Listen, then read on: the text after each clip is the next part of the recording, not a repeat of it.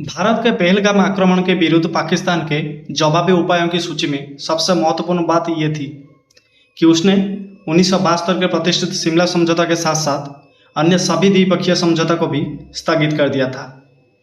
एक दिन पहले भारत द्वारा सिंधु जल संधि को निलंबित करने पर पलटवार करते हुए पाकिस्तान ने घोषणा की कि वो तब तक समझौता की स्थगित कर रखने का अधिकार का प्रयोग करेगा जब तक भारत पाकिस्तान के अंदर आतंकवाद को बढ़ावा देने, अंतर्राष्ट्रीय हत्याओं और कश्मीर पर अंतर्राष्ट्रीय कानून और संयुक्त राष्ट्र के प्रस्तावों का पालन न करने के अपने स्पष्ट व्यवहार से बाज नहीं आता।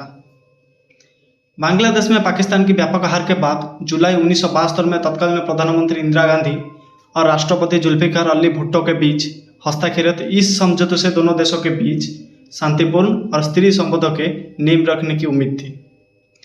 भारत के लिए महत्वपूर्ण बात यह रही थी कि इसमें विवादों और मतभेदों को सुलझाने में द्विपक्षीयता और शांतिपूर्ण साधनों के उपयोग के महत्व पर बल दिया गया और कश्मीर पर संयुक्त राष्ट्र के प्रस्तावों को दरकिनार कर दिया गया, जिसका उल्लेख पाकिस्तान ने फिर किया।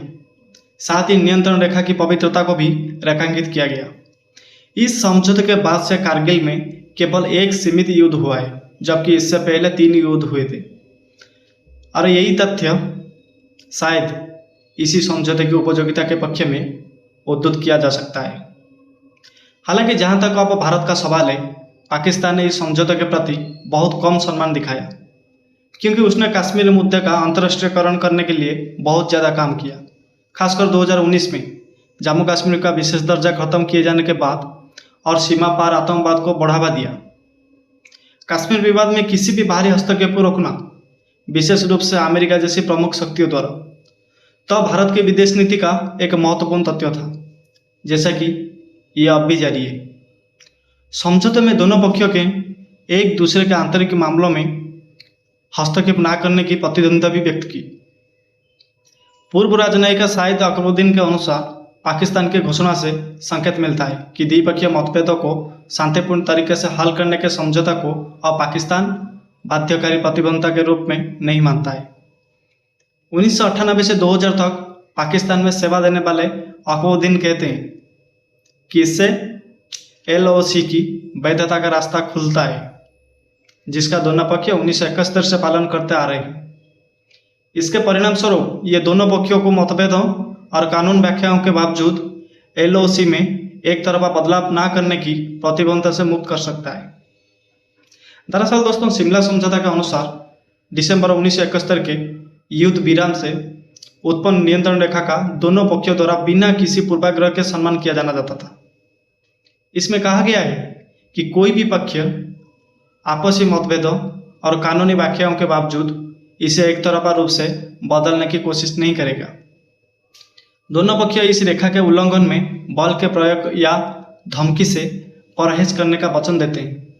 विडंबना भी यह है कि पाकिस्तान द्वारा द्विपक्षीयता से दूर जाने का कोई भी कदम भारत में उन लोगों के हितों को भी पूरा कर सकता है जो पाक अधिकृत कश्मीर मुद्दे का सैन्य तरीके से समाधान चाहते हैं।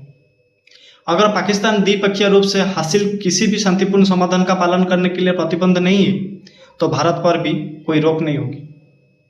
हालांकि मोदी सरकार ने आधिकारिक तौर पर द्विपक्षीय वार्ता के माध्यम से विवाद को हल करने के सिद्धांतों को रेखांकित किया है और 2015 में इसने किसी भी तीसरे पक्ष की मध्यस्थता की संभावना को समाप्त करने के लिए केवल व्यापक वार्ता के बजाय अल्पकालिक वार्ता तंत्र को व्यापक द्विपक्षीय वार्ता कहने पर जोर दिया।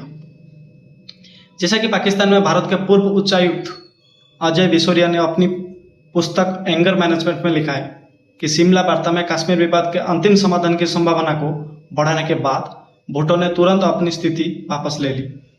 एक साल बाद ही 1973 में नए संविधान के तहत पाकिस्तान के नए प्रधानमंत्री के रूप में भुट्टो ने भारत के साथ 1000 साल पुराने युद्ध को छोड़ने की बात शुरू कर दी। विशोरिया कहते हैं कि 1974 में मध्य तक ना तो भुट्टो और ना ही इंदिरा गांधी के पास स्थायी समझौता करने के लिए राजनीतिक इच्छा शक्ति था या पूंजी थी।